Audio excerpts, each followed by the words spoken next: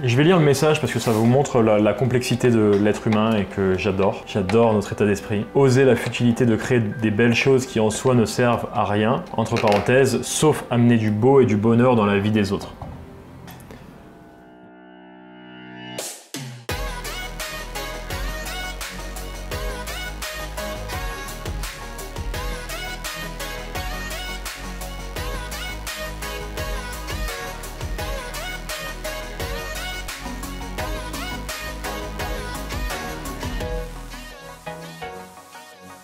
Donc du coup, est-ce que ces belles choses servent réellement à rien? À quel point dans la vie, c'est important de ressentir du bonheur, d'avoir de la joie? C'est vachement important. La vie, elle sert à quoi? C'est quoi la base de la vie? C'est faire un business? C'est arrêter ses craquages alimentaires? Pour vous, c'est quoi la vie? La finalité de la vie, c'est avoir X milliers d'euros sur son compte, faire des expériences et partager, vivre. Aimer, être aimé. Super intéressant. Qu'est-ce qu'on fait quand on amène du beau et quand on amène du bonheur dans la vie des personnes? S'enrichir intérieurement au fil des années, yes. On apporte de l'amour. Donc en fait, quand j'ai l'impression que je fais quelque chose qui est inutile et que je compare au sens de la vie qui est d'aimer et d'être aimé, je vois que je suis en train d'apporter de l'amour aux personnes parce que je leur apporte du beau, je leur apporte du bonheur. Mais à quel point c'est utile? Parce qu'on répond aux besoins essentiels de la vie qui est de s'aimer et d'être aimé. Et gardez à l'esprit que la vie est faite pour partager, la vie est faite d'expérience, la vie est faite pour s'aimer, la vie est faite pour être aimer, pour apporter de l'amour également. Vous avez une définition de la vie dans ce que vous avez marqué qui est juste exceptionnelle. C'est ça la vie. À partir du moment où je fais des choses qui m'empêchent de m'y rapprocher, bah comment ça se fait? Qu'est-ce qui fait que je crois ça? Qu'est-ce qui fait que je crois que c'est de la futilité? Qu'est-ce qui fait que j'ai besoin d'être super balèze? Qu'est-ce qui fait que j'ai besoin de gérer? D'avoir confiance en moi et de croire que les gens me trouvent légitime, etc. Qu'est-ce qui se passe en vous là quand on parle de ça? En fait, à longueur de journée, ben, je fais tout sauf ça.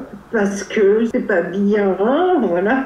Parce que ça ramène pas d'argent, parce que c'est tout des croyances, parce que depuis que je suis petite, on m'a dit tu te il faut du talent. En même temps, on m'a pas laissé le temps d'exprimer. Parce que il faut travailler, il faut faire beaucoup d'heures, il faut gagner sa vie, parce que... Et c'est ça qui, à chaque fois, me freine dans cette envie, cet élan du cœur, en fait, et j'en ai ras le cul. Voilà, je vais...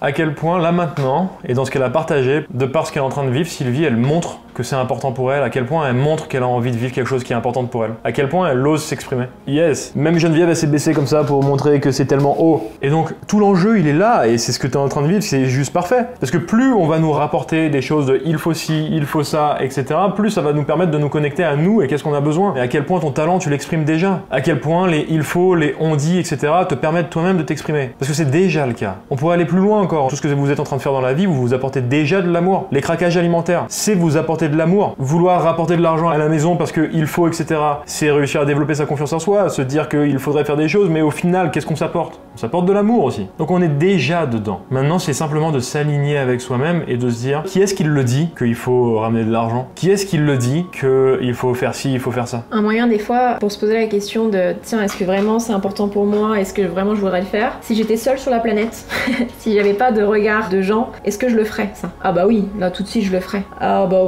non, en fait, si j'ai pas forcément quelqu'un qui va me dire quelque chose, je le ferais peut-être pas. Et ça vous permet de vous dire, tiens, à quel point c'est important pour moi, pour être sûr de vous dire, est-ce que c'est quelque chose, ça me tient à cœur, ou est-ce que c'est quelque chose que je fais par peur de? Ça, c'est un bon truc à suivre, de vous dire, tiens, est-ce que je le fais par peur de manquer d'argent, par peur de manquer d'amour, ou est-ce que je le fais par mon amour à moi, pour moi-même? Et là, vous aurez tout de suite la réponse de oui, vas-y ou vas-y pas. Dernière petite réponse pour Alexandra aussi. L'émotion, ça me rappelle ce que je n'ai pas dans ma vie. Pareil, c'est une magnifique perception des choses. Quand on a de l'amour, quand est-ce qu'on arrive à s'en apporter le plus? Quand quelqu'un nous l'apporte ou quand on arrive à se l'apporter soi-même? Sylvie qui se tape sur l'épaule, soi-même, quand on se l'apporte à soi-même. Est-ce qu'il y a une corrélation, un lien entre le fait qu'une personne nous aime et que nous, on s'apporte de l'amour? Est-ce qu'on peut avoir une personne qui nous aime et donc forcément on s'aime aussi? Non, il n'y a aucun lien. Ce serait quoi du coup l'inconvénient dans une vie où il y a plein de personnes dans notre vie qui nous aiment partout, mais nous, on n'arrive pas à s'aimer soi-même? Ce serait difficile. C'est quoi le meilleur avantage là que vous comprenez sur le fait de vous sentir seul? Qu'est-ce que vous pouvez faire? Ça vous torture l'esprit, hein, on réutilise le même mot.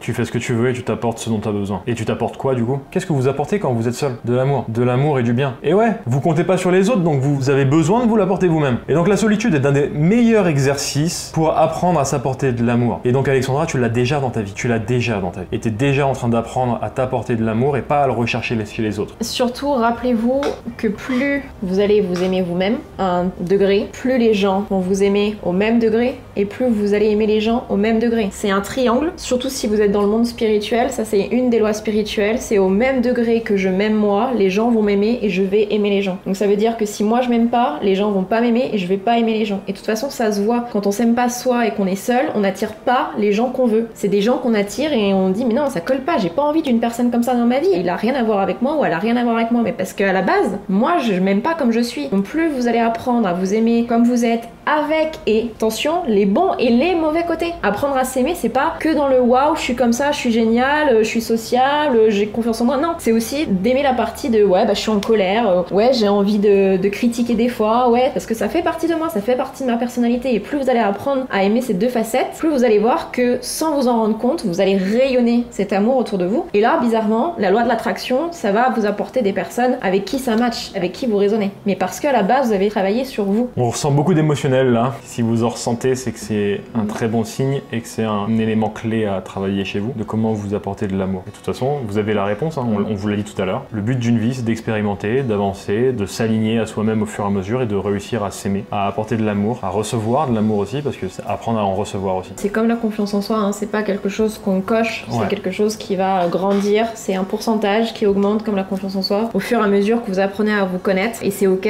d'avoir des parties de nous encore des fois qu'on n'aime pas, mais c'est d'apprendre à faire avec et de dire tiens comment je peux cohabiter avec cette partie de moi là qui m'agace.